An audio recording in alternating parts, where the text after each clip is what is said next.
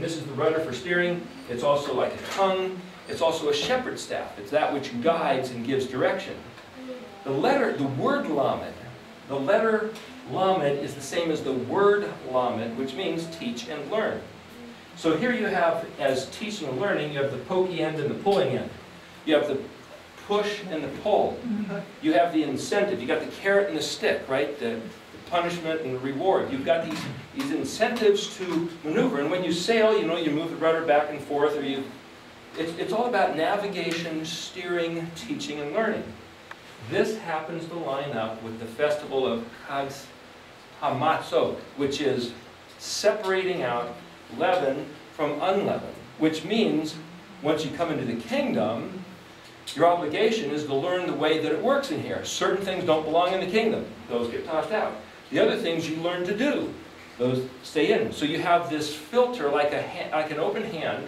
So the letter Kaf and the letter Lamed both work in a pair like Mem and Nun work in a pair. You have a filter. Well, the kidney is a filter, and a heart is a pump. So Kaf is like a filter, Lamed is like a pump, and they're both these concepts of how do you learn. You learn by filtering the things you know, you're learning new things, and you're processing your regarding. Another thing behind the scenes of these two letters is Kaf is like the Constitution, and Lamed would be the Supreme Court. So you say, well, these are the laws and the regulations of how the kingdom works, and the Supreme Court tells you how to apply the laws and regulations. Now this letter Aleph is the first letter, and it's generally regarded as an ox head shape. So if you picture, here's some horns on the ox, and here's his ears, the eyes would be in here, and here's his nose, you can kind of see an ox head sort of a shape. It's also in geometry, 3 lines establish a plane. So if you have a point here and you have 2 vectors coming off here and you cut another one off, you're designating the space in between. That's a little bit another thing, but what I'm saying is that it's not only an ox head. Jeff Benner, in his website Ancient Hebrew, draws this letter Aleph as kind of like that, because there was some kind of pictogram that somebody found somewhere that looked like that. And it's a legitimate shape, but I don't happen to like that shape. Frank Seekins has a book called Hebrew Word Pictures. Great book for beginners. It used to cost $25 and he kicked up to $40. I heard he just came out with a new version which now costs about $90, but he keeps adding more information to it. But our letter A, spun around, I draw it like that because that's the way it's done. Now, just so you know, I've seen some people on Jewish calendars writing paleo letters, and one of them looked like this. And it's like, why would they do that? How is that an Aleph? Well, one of the things I've tried to do is look at quite a few copies and type specimens of the letters and tried to figure out why is the scribe drawing it that way. So there's one Dead Sea Scroll in the book of Leviticus completely written in paleo. And there's a number of different shapes of letters. And so I got a copy of the book, and they have the actual fragments of the scrolls. I was trying to look at it and say, what letters are those? And the only way I could tell what was what is I got a modern Tanakh written in modern Hebrew, and I found that place in Hebrew in the Dead Sea Scroll, and I found it, and I was comparing letter by letter, and so I could realize, oh, that's what that letter is. And that's on the chart, and I'm going to show you later. But what I'm saying is, just like everybody has different penmanship, maybe the scribe's pen wasn't working so good. Maybe he was tired. Maybe that's just the way he wrote. Maybe his hand got a cramp. Some people write things differently. So anybody who says, oh, this is the actual shape of the letter that we found, so therefore we must draw it like that. For example, the letter Lamed, Jeff Benner writes on his site like this. And it's like a simple L, or this. This to me looks more like a rudder, it looks more like a shepherd's staff, and so I happen to go with that. What I did is I looked at a number of different actual artifacts where they used it, used the paleo. And I picked the letter shape which was the most elegant, the cleanest, simplest form. I can see a mouth shape, I can see a jumping letter, I can see the shepherd's staff and the rudder, I can see the ox head. See a man standing here like this? the number 6 is regarded as the number of man. That's the letter Vav. Now, minus the head, it's also the letter of a goblet. So you can picture a goblet like the head floating in the bottom like an olive or a cherry. I'll get back to something in Daniel 12 where I mentioned the word a man standing like that. But what I'm saying is that you can see the pictures in the shapes. And this letter Tav is an X. Now some people draw it as this, and they say, oh, that's a T, that's a cross, that's a crucifix. So they'll take any word like the word Torah. This word basically is Torah, but there's a Tav instead of Tav. But they say, well, if this was a Hey, Tav, Vav, Resh, Hey, it's behold the man with the nail nailed to the cross. That's one way to read the letters through and see what message is embedded in the words. I can explain that later. You look puzzled. Have you not ever heard anybody do that? Simply, every letter means something, which I was trying to show you here. Let me finish the talk. Even today, when you have a contract, you say, okay, I'm going to paint your house. So here's you, here's me, here's the address of the house, here's the color, here's the brand, these are the things I'm going to do, here's the things I'm not going to do. Here, sign your name, X.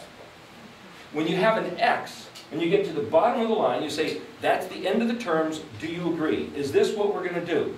And if you are illiterate, you don't know how to write, you could, legally, just write an X and it's acceptable. X means, I'm buying into this. Literally, it comes from the letter Tav, shaped like an X. So to say, oh, this letter Tav is really a T, it's a crucifixion stake, not necessarily. There's different ways to read things. So what I'm saying is, if we even understand in our modern connection, and you can say, well, this is modern American English 21st century, but it all came out of the Hebrew. So there's tracers that you can follow back all the way back into these ancient days. The last time that this paleo was used as a normal font for writing was 500 BC. So now this, why are we dredging up a dead language? 500 BC. Modern Jews won't even use this. As a matter of fact, I've talked to a few and read some other things that some say, and they say, we have no regard to this. These are objects. That's man. That's tied to the earth. The flame letters, well, those are ethereal. Those are spiritual. Those are divine. Those are designed and given to man by the Almighty, who himself is not material. So to put things in material form is to lessen it, is to corrupt it, is to anthropomorphize or bring human nature into it. Well, that's what they say. Well, I disagree, and we'll go over a couple things to tell you why, just to give you a sense of appreciation as far as why we're even doing this. So that's what the letters mean, and every letter can mean something. I've only went through a few of the letters here, not all 22.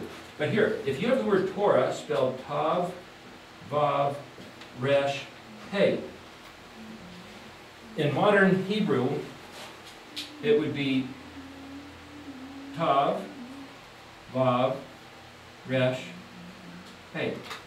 Well, every letter means something. So if you read it from front to back, that's say a cross or a sign or a mark of a contract. Vav, you could say is a man or a nail or a hook. A lot of people say, look, there's nowhere in Scripture where it says Vav is a man, but it does say nail or hook. I mean, that's what the word means, a nail or hook. So here you have a sign of a contract and hook. Resh is a head or a head man or a noble man, an exalted man.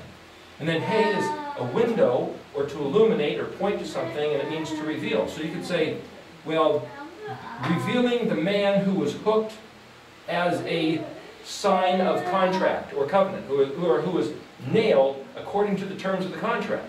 Or you could sit there and look at the word Torah, and those who are of a Christian upbringing, a Christian regard, of knowing the Christian gospel, could say, by golly, that looks like the Jesus Christ figure.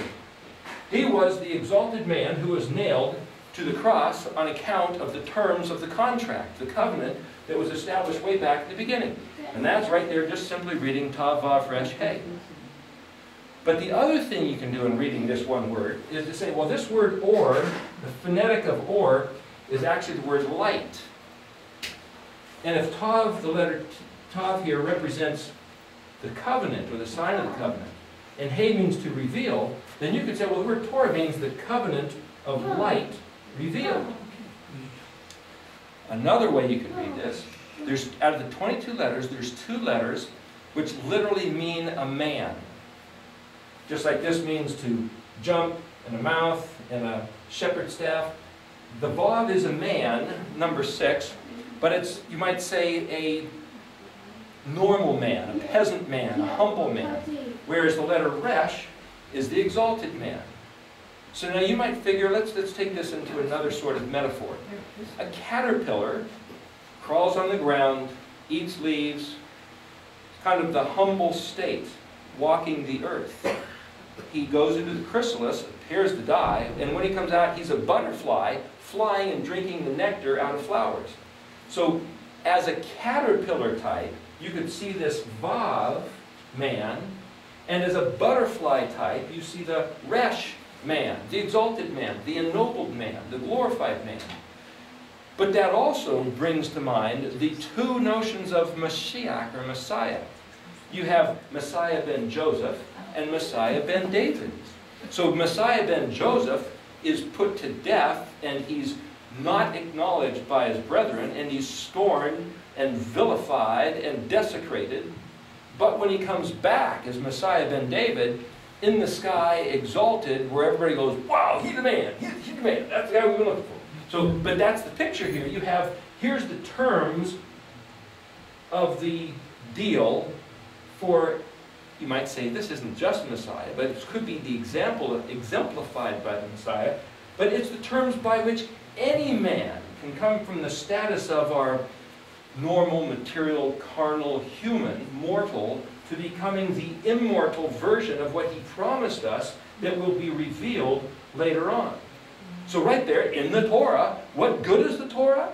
It is the terms, the tav, by which a normal man, born on the face of the earth in flesh and blood, can live his life and conduct it in such a way that later on, after he crawls out of the cocoon, the chrysalis, and metamorphizes into that which we were really intended to be, when it's finally revealed at the end, what we're supposed to be, we will see the resh status that the Creator had in mind for all of humanity. And there's a verse that says, even the angels